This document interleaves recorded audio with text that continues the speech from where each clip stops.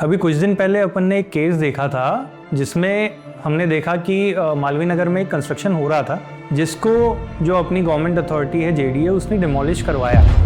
जिसमें वो देखने में भी ऐसा लग रहा था कि वो कंस्ट्रक्शन प्रॉपर तरीके से नहीं हो रहा था, वो बिल्डिंग कुछ नुकसान भी पहुंचा सकती थी और ओनर इस चीज़ को डिमोलिशन को बहुत प्रोटेस्ट कर रहे थे कि उन्होंने अप्रूवल एक अदर अथॉरिटी से लिया हुआ है। वो ये कहना चाह रहे थे कि उन्होंने अप्रूवल लिया हुआ है जिसके लिए उन्होंने 1.25 लाख रुपए स्पेंड भी किए हैं और अप्रूवल के डॉक्यूमेंट्स भी हैं उनके पास। और जेडीए ये कह रहा है कि वो जेडीए के अंडर था और ऑब्वियसली वो जेडीए के अंडर ही थी वो लैंड, तो अप्रूवल जेडीए से लिए जाने चाहिए थे और वो जो कंस्ट्रक्शन लेआउट था उसका अप्रूवल भी जेडीए ही करता और उसके बाद वो प्रॉपर्टी बनती। अब वो ऐसी बनी और इस कंडीशन में रही कि जेडीए को उसका डिमोलिशन करना पड़ा। अब उसमें फर्दर एक्शन भी हो सकते हैं, जेडीए को जो डिमोलिशन करना पड़ा तो उसका भी जो एक्सपेंस है वो जेडीए डिमांड कर सकती है ओनर से। तो इसमें लर्निंग हमें ये मिलती है कि बिफोर कंस्ट्रक्टिंग और बिफोर इन्वेस्टिंग या before doing anything in real estate हमको पहले ये समझना चाहिए कि वहाँ पे अथॉरिटीज़ कौन कौन है और अपने को अप्रूवल कैसे कैसे चाहिए, उसके रिगार्डिंग कंस्ट्रक्शन लेआउट कैसे होने चाहिए या फिर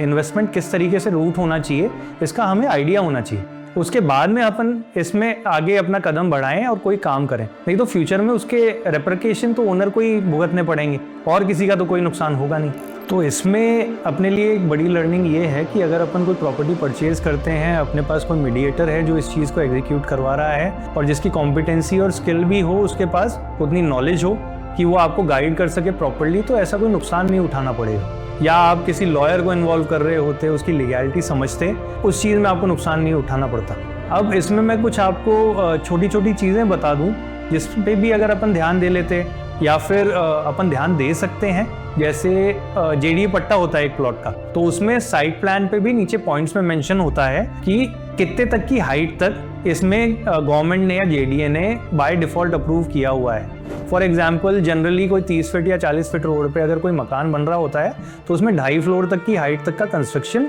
बाय डिफॉल्ट अप्रूव्ड होता है। अगर उसमें कुछ एक्सटेंशन लेना पड़े, अगर किसी को कंस्ट्रक्शन ज़्यादा करवाना है तो वो जेडीए से जाके परमिशन लेगा उस चीज़ की, और वो कंस्ट्रक्शन लेआउट को देख के, उसके नक्शे देख के जो आर्किटेक्ट के द्वारा बनाए गए हों, जिसमें आर्किटेक्ट का साइन और स्टैम्प हो, उसके बेसिस पे जेडीए उसको अप्रूव करता है और उस अप्रूवल के बेसिस पे ही ओनर उसको कंस्ट्रक्ट करवा सकता है। सिमिलरली कमर्शियल स्टेज में भी ऐसा ही होता है। आप अगर कोई छोटे साइज का प्लॉट ले रहे हो जो 100 गज का हो या 150 गज का हो, जो 80 फीट या 100 फीट रोड पे हो, तो 3 फ्लोर तक का construction by default JDA approve कर देती है। 3 फ्लोर से ऊपर अगर आपको बनाना है तो उस केस में आपको जेडीए का अप्रूवल चाहिएगा, आर्किटेक्चरल लेआउट चाहिए, आर्किटेक्ट का साइन और स्टैम्प चाहिएगा। उसके बिना अगर आप कंस्ट्रक्ट करवाओगे तो इलीगल है, वो तोड़ा जा सकता है, उस पर जेडीए एक्शन ले सकती है। और ये तो बाद की बातें हो गई जो जेडीए अप्रूव कॉलोनी में या फिर जेडीए अप्रूव प्लॉट पे अपन कंस्ट्रक्शन करवा रहे हैं। इसके शुरुआत में तो पहले अपने को ये देखना पड़ेगा कोई अवैध कॉलोनी ना हो, सोसाइटी की प्लॉटिंग हो या कोई